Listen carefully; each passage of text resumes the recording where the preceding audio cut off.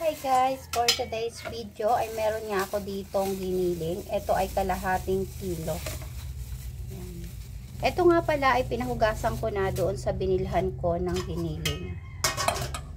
Pagtapos ay maglalagay ako dito ng breadcrumbs.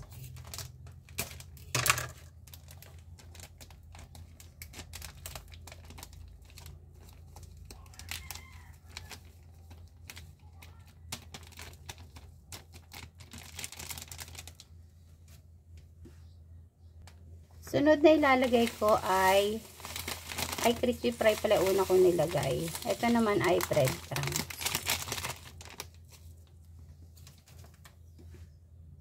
Next naman ay lalagyan ko ng paprika. Konti lang. Next naman ang asin at paminta. Syempre hindi yan magwawala. Yan ay magkasama.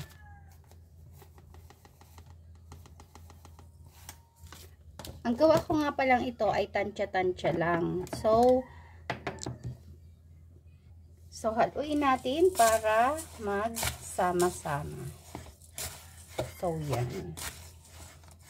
Haluin lang natin yan hanggang lahat ay mahalo.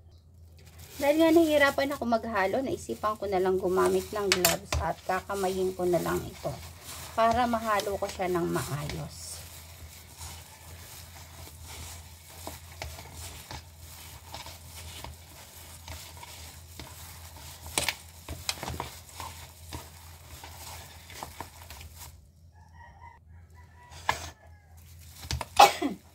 Ilagyan ko rin pala to ng oyster sauce.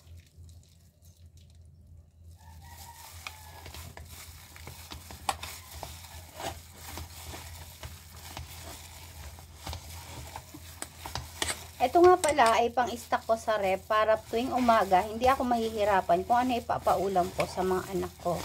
Dahil nga sila ay napasok sa school kaya kailangan nila nang meron silang pang-almusal na makakain. Pwede rin pala ito pambaon sa mga anak natin na nagbabaon sa school. Madaling gawin at mas alam natin na gawa natin ay malinis. Para alam natin na okay na yung gawa natin, magta-try tayo magprito. So ayan, dito nga natin siya prituhin sa pinagprituhan ko kanina. So, tatry natin kung anong lasa ng ating ginawa. Dinagdagan ko pa. Dahil nga okay na yung lasa niya, lalagay ko naman siya dito sa ziplock. At ilalagay ko to sa freezer. Pagtapos, ay hihiwa-hiwain ko naman to na parang nuggets.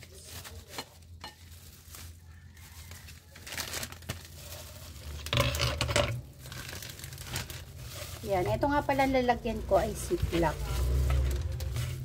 So, medyo marami yung isa at hahatiin ko sila para pareha sila ng laki. So, ayan, na-flat ko na siya at ilalagay ko naman to sa freezer ng mga 1 oras para ma-slice ko naman siya ng ganyan. Saka ko naman ilalagay sa aking lalagyan para sa tuwing magpiprito ako, kung maisipan ko na wala akong pambaon, meron ako naka-stock na parang siyang skinless. Yan. So, yun lang for today's video. Thank you for watching, guys. Bye and God bless.